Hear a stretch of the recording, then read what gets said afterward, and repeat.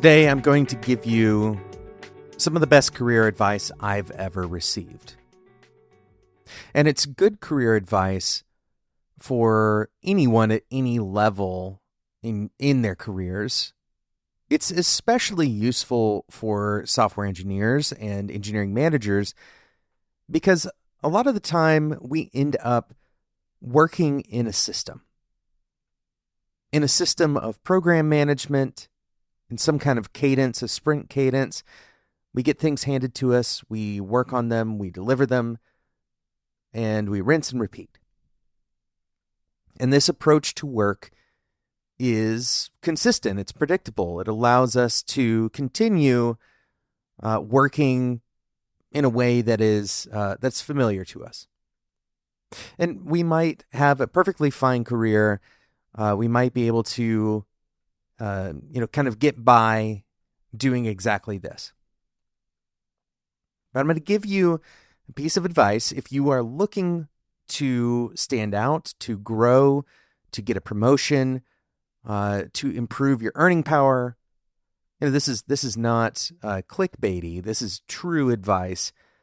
The truth is, there is low-hanging fruit right in front of you.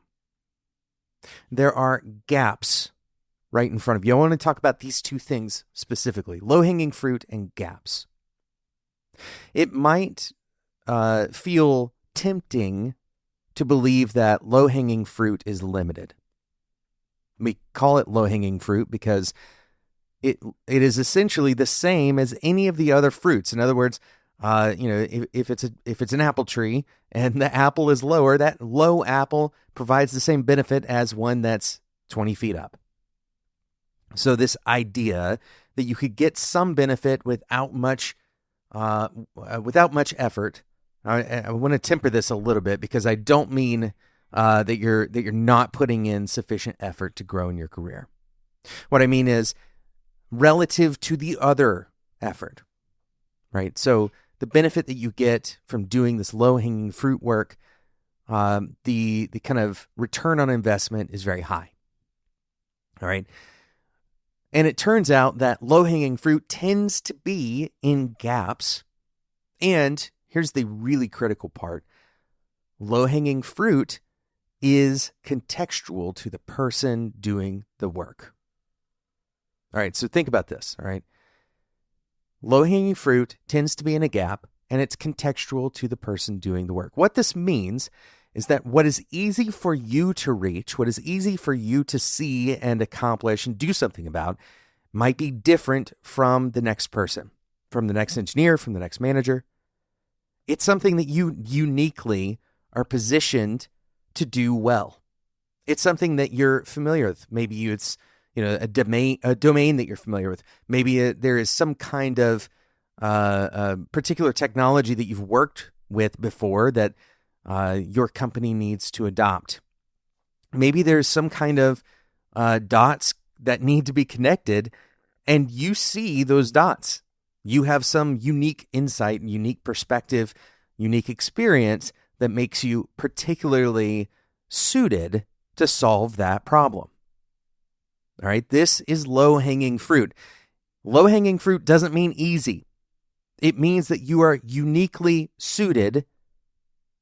You're uniquely positioned to take that low-hanging fruit. And it just so happens that a lot of this low-hanging fruit, a lot of these opportunities that are right in front of you are in gaps. And that's what makes them valuable. All right, so I don't want to beat the fruit analogy to death here, but low-hanging fruit, these opportunities that are in front of you, the ones that are going to be most valuable are the ones that are in a gap for your organization. A gap is usually just represented by some kind of critical problem. This tends to be a relatively unexplored area of the business, something that hasn't been addressed very well, right? Some area that not many people are focused on, some area that you can see the problems, but nobody really knows how to solve them. And the problem doesn't have to be very big. It could be something relatively small. Maybe you see a potential improvement in deployment time. Maybe you see a potential improvement in creating clarity in a backlog. That could be as simple as these opportunities are. And maybe you have done a lot of work with breaking down complex implementations into simpler cards. Maybe you could help create some kind of training around that, right? This is stuff that, it's not going to be in your job description. It's not going to be something that you necessarily know you need to go and do. Maybe your manager doesn't even tell you to go and do this thing. This is something that you drive. You have an opportunity to define, to bridge the gap. Now, contrast this with something that's not in the gap, right? These are low-hanging fruit things that are not in the gap, things that most other engineers could probably pick up, or most other engineering managers could probably pick up, right? So this is not the same kind of low-hanging fruit. These are engineering tasks that are valuable, but are not necessarily unexplored. This is not a gap, right? This is something that is kind of on the table next to everything else. Things that don't necessarily provide a unique step change in value. These are not things that you're going to gain, a lot of career growth from. Now, these are not necessarily bad things to do, but it usually is a more valuable opportunity to look for work in the gaps. So think about these two things. The next time you're trying to understand, okay, what could I do? In your next conversation with your manager about career growth, talk about these two opportunities. What are some opportunities, some problems that you see that are unexplored, that we don't really have anybody attacking those problems? And I guarantee you, a good manager will hear this as an opportunity for them as well, right? Having an engineer, or having especially like a staff engineer, right? Having a manager, maybe your boss is a director, having a manager who says, what are some unexplored areas, some unexplored problem areas that represent low-hanging fruit that I could go and tackle? These are things that we want, that leaders want, good managers want from their reports. They just don't necessarily know how to figure out what those gaps necessarily are. So if you open that conversation with your manager, I can almost guarantee your manager is going to take advantage of this. They're going to put you in positions where you have the opportunity to chase down the low-hanging fruit that lives in the gaps.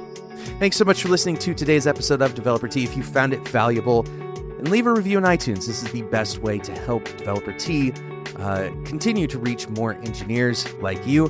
iTunes has been around forever, and it continues to be the kind of primary platform. So that's my one ask is, if you listen to this through iTunes especially, go ahead and leave a review on iTunes. Once again, this is the best way you can help us out back. Thanks so much for listening, and until next time, enjoy your tea.